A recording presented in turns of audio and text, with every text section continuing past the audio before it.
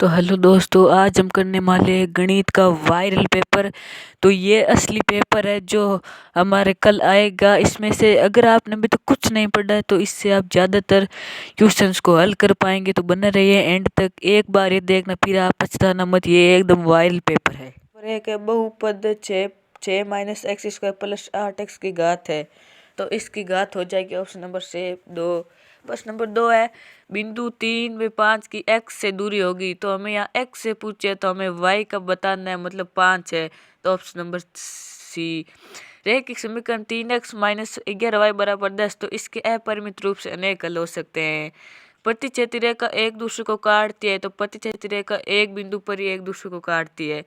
प्रश्न नंबर 5 है, त्रिभुज एबीसी में यदि ए बी बराबर BC है, ए बी बराबर ये मान लो ABC है, ये ए बी बराबर ये BC है, तो बी कोण ये 70 डिग्री है तथा तो ए भी यहाँ पर 70 डिग्री। ऑप्शन नंबर ए हो जाएगा।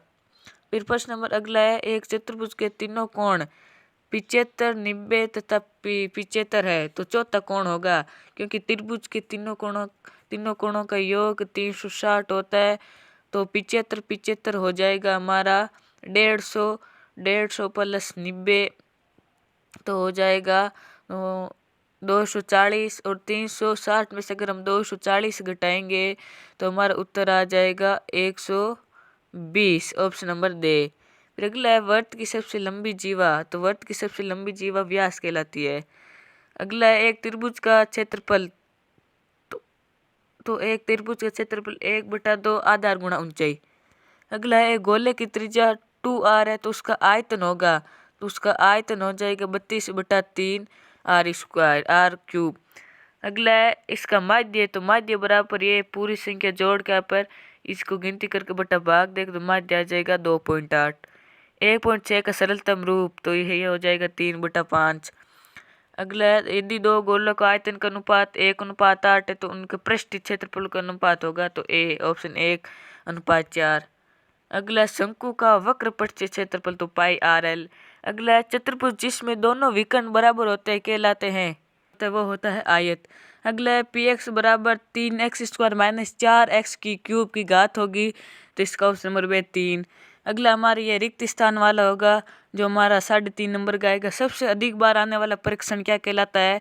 तो ये कहलाता है बहुलक। क्या कहलाता है? बहुलक। अगला है, यदि ए कोण अपने संपूरक कोण का 3 गुना है तो उसकी माप हो जाएगी, तो वो कोण हो जाएगा 135 डिग्री का। अगला है, समान त्रिज्या वाले दो वृत्त क्या होते हैं? सर्वांगसम होते हैं, सर्वांगसम। अगला है, समांतर चतुर्भुज के विकर्ण परस्पर समद्विभाजित होते हैं, समद्विभाजित। अगला है, एक चक्रीय चतुर्भुज के सम्मुख कोण 180 डिग्री के होते हैं। अगला है, समबाहु त्रिभुज जिसकी प्रत्येक भुजा ए है तो उसका क्षेत्रफल हो जाएगा रूट में 3/4 ए का स्क्वायर। अगला है कि परिमेय व अपरिमेय संख्या को संयुक्त रूप से कहते हैं, तो वास्तविक संख्या कहते हैं। अब अति लघुत्तरात्मक आएगा, ये 22.5 नंबर का पहला प्रश्न है, अर्धगोले के संपूर्ण पृष्ठ का क्षेत्रफल ज्ञात करने का सूत्र। तो इसका सूत्र होता है 3πr²। अगला है, एक शंकु के आधार का व्यास 10.5 है, इसकी तिर्यक ऊंचाई 10 है, तो वक्र पृष्ठीय क्षेत्रफल हो जाएगा 165 सेंटीमीटर। अगला है, एक वृत्त 5 सेंटीमीटर त्रिज्या का, तो सबसे बड़ी जीवा, क्योंकि सबसे बड़ी जीवा व्यास होता है तथा त्रिज्या होती है वो व्यास की डबल होती है, तो जीवा हो जाएगी 5 × 2 = 10 सेंटीमीटर।